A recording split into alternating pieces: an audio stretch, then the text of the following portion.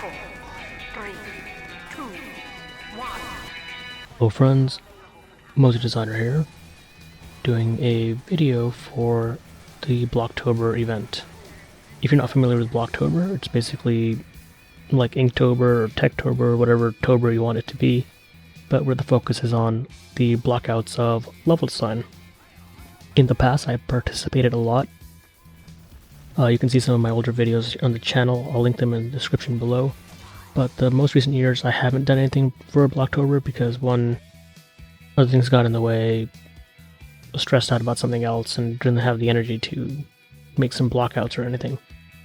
And I didn't have any blockouts to share from my personal work either, or private work. So, anyways, Blocktober's almost over, but it's not over yet. So for the last stretch of Blocktober, I'm going to be sharing a little bit of TF2 level design that I'm working on.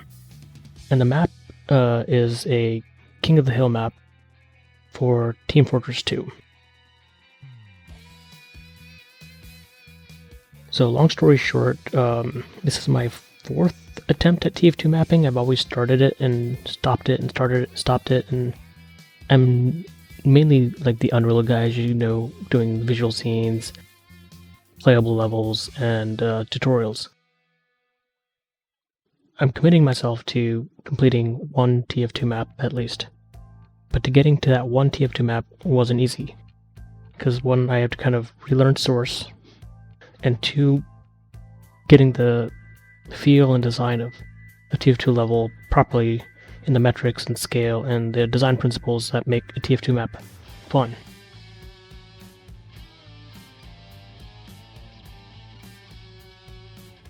So without much delay, let's dive into my blockouts. I could show them in the editor. I think they're better off in game, but I don't know which ones actually have spawn points working or not, so I might flip between editor views and in-game views. But enough rambling.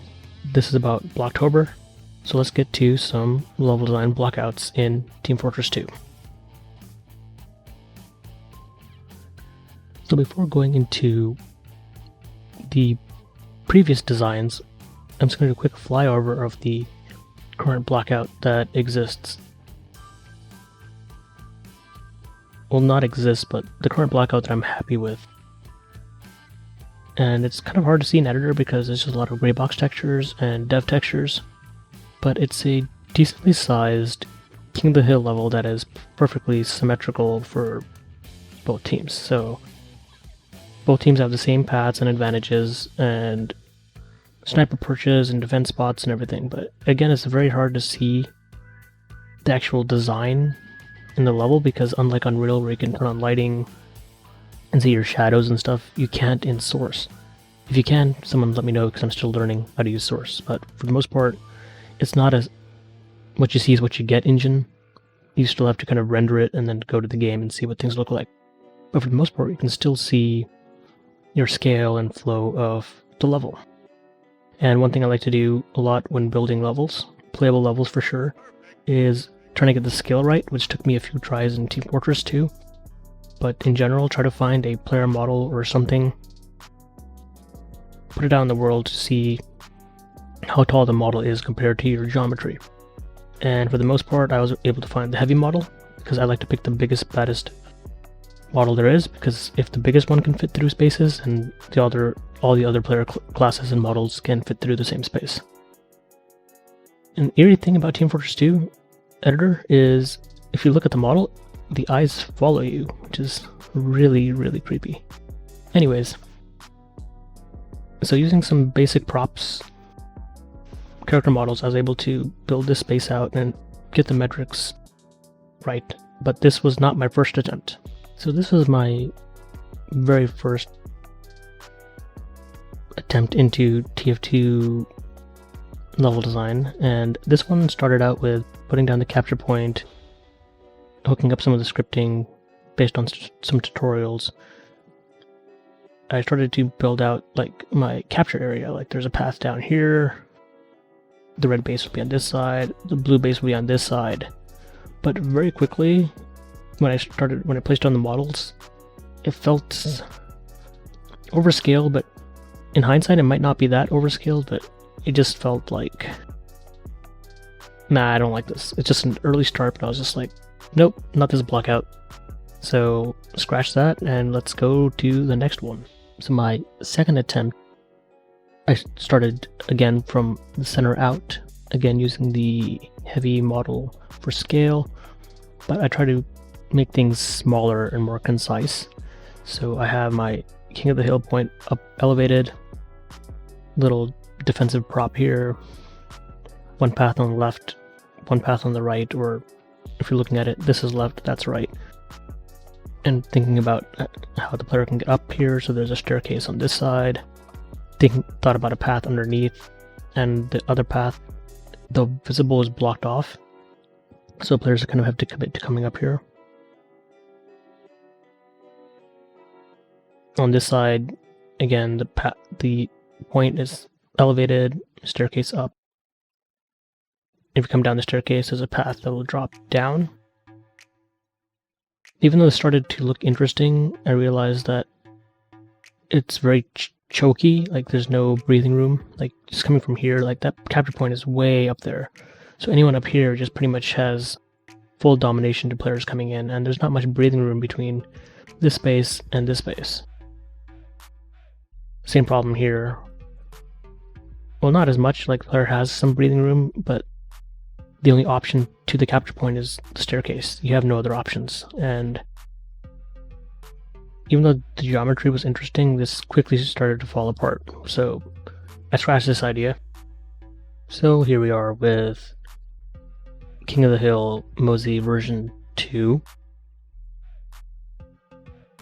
So this map actually had a spawn point in it, and again I just did that design of center out, and the spacing felt better, the geometry felt better than the previous design.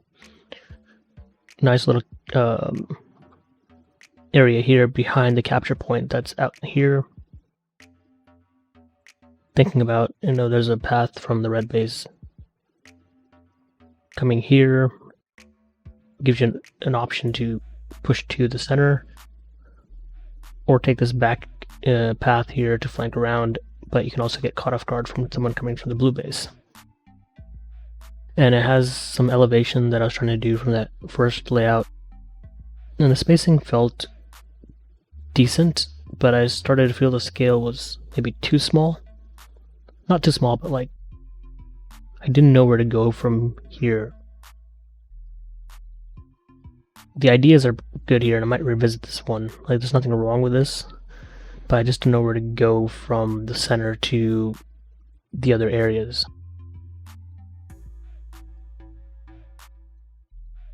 I'd say this is making progress. The brushwork's cleaner, getting an understanding of scale is better, but I didn't have a good layout intention that works for Team Fortress 2. I've lost track, but I think this is my 4th iteration. I started to think more about player flow and options compared to the last layout. I didn't build up the spawn area, but I have a design of like a warehouse, and there's plenty of player options to get where they need to go. And the capture point's pretty much dead center over here, so this whole area would be the red base and mirrored to the other side as the blue base. But inherently this had some problems. One, I think it got overscaled. Like the space feels way too big. Two, even though there's options, they don't really lead anywhere. Meaning that, yes, there's ways in and out of the main warehouse, but coming out of the main warehouse, I think where I screwed up is I only thought about one way into the capture point. And the problem with the capture point lined up with the big doors here and the big door here is that it's super prone to being camped. And also, speaking about scale being oversized, it takes quite a while to get to the capture point, and from here, from the base going across the negative area to the capture zone is, if I have my measurements right, is about, I think 1024 units to get across. So in these 1024 units, you're going to get murdered by someone holding the point right here. They just could see you walking straight at them and you're dead. The Pyro, not so much, but any other class could probably easily pick you off. From the attacking side, or from your base rather, the sniper perch I had set up looks directly on the point. And I know some TF2 maps do it, but there's still like clever ways of diagonal cover. This is just like dead center and you're just going to dominate anyone trying to get to that point. So you can get spawn camped, not spawn camped, but like player camped from either direction depending how strong a team is. But the intentions were good. I think started to get the hang of brushwork, how to use source, building my sense of flow, what feels like a TF2 map. So the ideas were coming together, but not coming together well enough where I could cohesively figure out how to get from the capture point to the spawn point and vice versa with the correct number of options and paths and the right scale. Anyways, this iteration, after enough practice, was better than the other in the sense that I was able to build a path from spawn to capture point and vice versa. So here I planned out my spawn room, 2 paths out of the spawn room. This path goes one way and there's a dividing wall so you can't get camped on this side. So if people are spawn camping you, you can exit around and flank them, anyone who's spawn camping you. And from this exit you have one path on your left and your right leading to the capture point, and the third one also visible. So the flow is starting to come together, but inherently there's still a lot of gap between my spawn and the capture point, and it's turning into a lot of zigzaggy paths to get where I want to go. But here's my capture point, and if I try to figure out the flow, inherently, even with dev textures, it feels very maze-like. I don't know, there are paths, but the paths don't really go to where they should logically go, aside from the ones out of the spawn area. So another failed attempt, but getting better at connecting the spaces from spawn to capture point, but this one felt more windy and zigzaggy than it needed to be for a Team Fortress 2 level.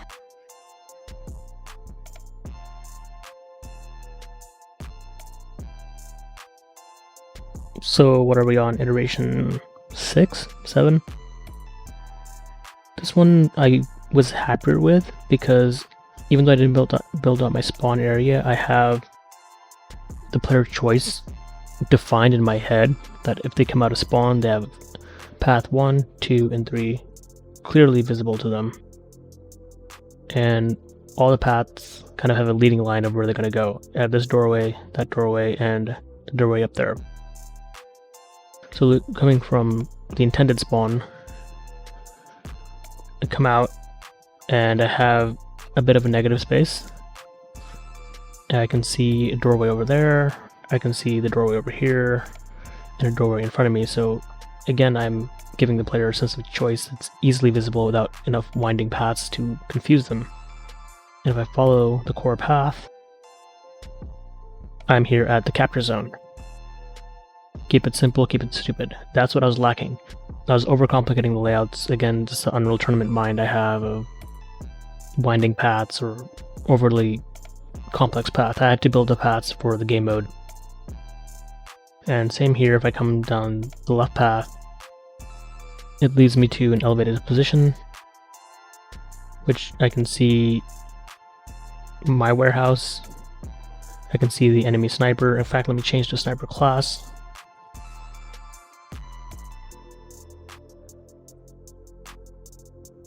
So as a sniper, if I take that same path that I was taking as a pyro, clearly I can see the stairs guiding me to like, hey, go up this way. Which is something I was lacking in my other layouts, the simplicity of guiding the player. And as a self-proclaimed veteran level designer, I should know that. But again, just thinking in TF2 is a lot different than thinking in Unreal. So from here, I have a good vantage of my warehouse. I can see the enemy sniper. I can see a little bit of the path here. But I'm not fully defended, as there's a staircase back here where a spy or another player could come and flank me, so I don't have full power position on this spot. I have enough to control it, but not dominate it. If I go back to my intended spawn, so this path is pretty quick, the left path is pretty quick, and the right path is easily as quick to the capture area. Come to my warehouse, which I saw from my sniper perch, so pretty simple, straightforward how the paths connect. And if I don't want to avoid the high traffic area, I can keep going through the warehouse. Some L turns that are common in Team Fortress 2. I see the path to the enemy sniper ledge if I wanted to take them out. I can see the enemy warehouse, and I am at the center warehouse where the capture point is. So overall this flowed decently well. The intentions are good, but again it has a flaw. And the flaw are twofold. One, which I was going to plan out but decided not to because I made a better layout, which we'll get to. But the problem here is if this is a spawn area with a spawn room, if an enemy player is here, they have the high ground and they can pick me off before I get to an even footing. So having a spawn area that's lower than the combat area is a bad idea. Second, the core path easily leads to the warehouse where the capture point is. But if I come out any other entrance, I have to go left and swing all the way around and enter the space, or swing right from my base exit area and enter the capture point. So there's only two ways in, aside from like rocket jumping over or whatever, but the core players only have two ways in, and it again creates a stretch of walking distance to the objective. I know King of the Hill Harvest has this design where the capture point is in the center with the entrances on the left and right of the center building, but the spacing of that map and the flow of it makes it pretty easy to get to the side entrances of the warehouse. And this, I think I tried to copy that design but did not execute it as well. But again, I was pretty happy with this layout, but I knew I could do better. Yes, I know. What is this, iteration number 8? But hey, that's a part of level design. You iterate, you learn, iterate, and you learn. It says level 3, but this is technically like level 10. Anyways, let's get on with it. This was the layout I showed earlier in the editor view, but let's look at it in game.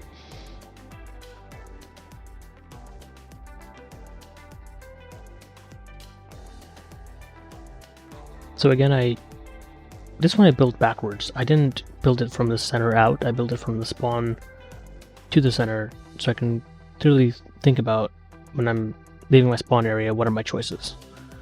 And following the kind of tried and true principle of TF2 spawn areas, having 2 doors out, which kind of lead to the same area but to help reduce spawn camping. And when I come out of my spawn area, I have choice 1, choice 2, and choice 3. And from here I have choice 2 and choice 3 in view, and choice 1 is available if I wanted to swing back around that way. And again, the scale is relatively small, but not so small or so large where there's too much walking gap from point to point. So here from spawn, I have my negative area, and then I have a interior structure. The interior structure is following the core path, leads me to the capture point relatively quickly. But along the way there are options. So let's kind of go over those options. That's just the core path. So from spawn, if I choose path number 1, I'll come up this ramp, and now I have a split choice. which is a good thing in level design, especially multiplayer level design. You want to give players choice. I have choice 1 that has, again, a branch choice inside of it. Choice 2, which is this doorway over here. And choice 3, which is a drop down if I need to double back to the base or pick a different route. So if I pick the left option, again, the split paths. I can keep going straight, which leads me to the doorway that's visible, guiding me to where to go next. Not as winding and maze-like. Or I have this choice to take the stairs up. From the stairs up, I'm already getting visibility to the enemy base. And I haven't built it out yet, but you'll be able to see a path leading down. So I can commit to this path, or choose to follow this path and reconnect from the upper level. And I forgot to put collision on this train track asset, but so don't mind me. And yeah, the train track asset I kind of put in just to get a sense of scale and theming, and create some sightline blockers. But anyways, back on topic. If I follow the path and want to drop down or come from this doorway to this doorway is my best option. And as soon as I enter it, I can already see another doorway to go to. But if I come out just a bit further, I see a wide opening and my capture point. I'm there at the objective. There's not a lot of walking to do. But there's just enough offset where I can kind of peek, shoot, and not get blasted coming right out the door. I might, because there is a sniper position right there. Now let's look at the center path in more detail. So from spawn, choose option number 2. There's an elevated path. I can take this, and I can see the path we looked at earlier. I can see straight down to that warehouse. It might be an issue. I might need to put a sightline blocker, but it works for now. And I can see an option that leads down, so I'm already seeing an interesting split path of verticality right here.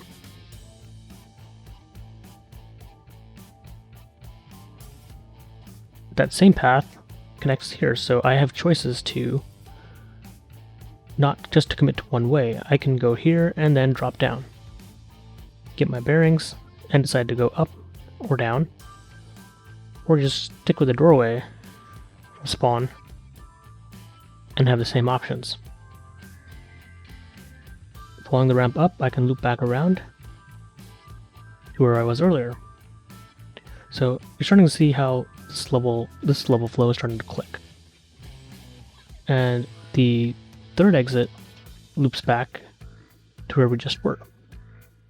Again, with a split option to go back up to this level or continue down. And when I'm down here, I have a ramp. I see the elevated position. I might need to do better framing here, but you can see that the path will be able to loop back up to where you were. And if I follow this path, again, I'm very quickly at the capture point. And lastly, let's follow that sniper path from here. If I commit to it, a little sightline blocker. This is the enemy warehouse, but we'll come to that in a bit. But from here, I can see the opposing sniper ledge and my warehouse. So again, an idea I liked from the earlier layout is that the snipers have advantage, but not so much that they are completely invulnerable. So let's run the layout as a sniper. Again, the optimal choice is to go to path 1, take the left split, go up the stairs, and I might need to do some blocking, but I can also see the enemy ramp, which might be cool, but I might be able to pick off someone going down their ramp. But going down here to the sniper ledge above the capture point, I can see the enemy sniper. But I have my backside open, as I can be attacked by a spy or another player, so this area is not as dominating as it can be. This might be, and this is on my side of the base, so I feel more well protected here to snipe. So that layout trick worked pretty well.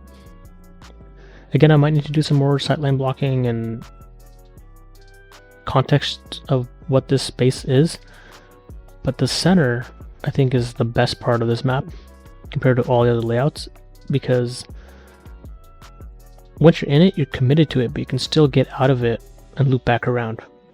As I said, I'll come back to these warehouses later. If I'm caught in this area, I can loop back, survive, double back and shoot somebody here. So I have a very quick turnaround from this area, from the center. And likewise, I can loop all the way back up here, get some high ground, and keep fighting. So this center area inadvertently became a very easy figure 8 design.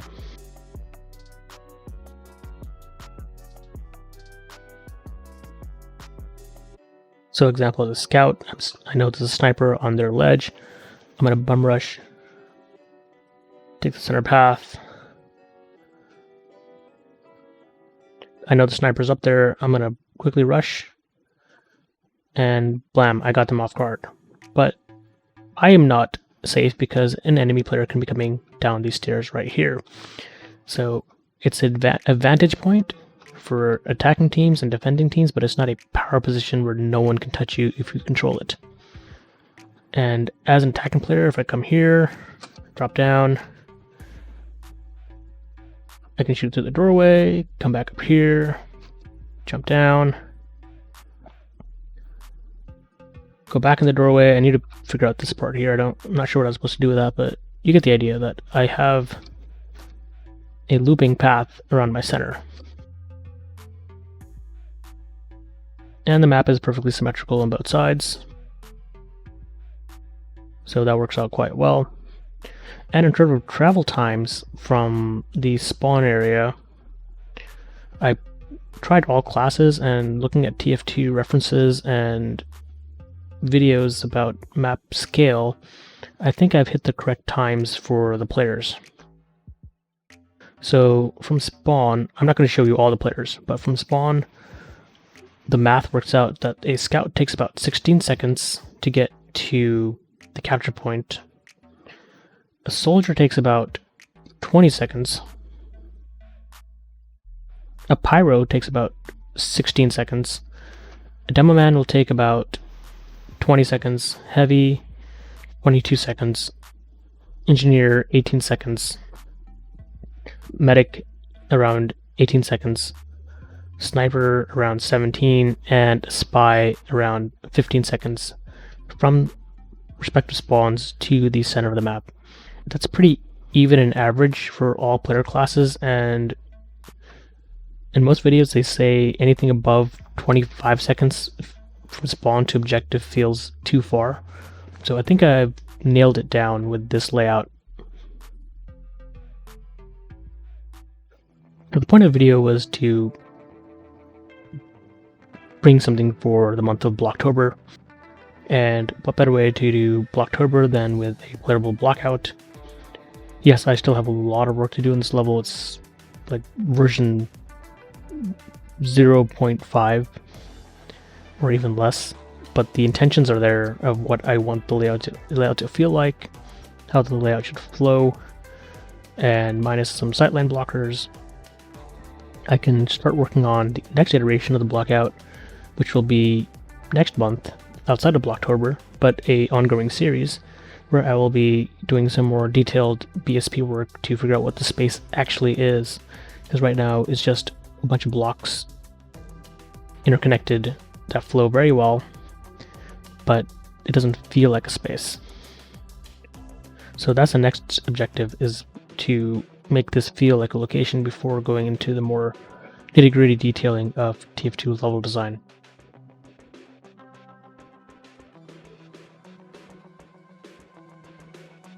This video may have gone on a bit longer than it needed to, but I did want to showcase my iteration and approach to level design in Team Fortress 2, while showcasing the importance of blockout in the last few days of October.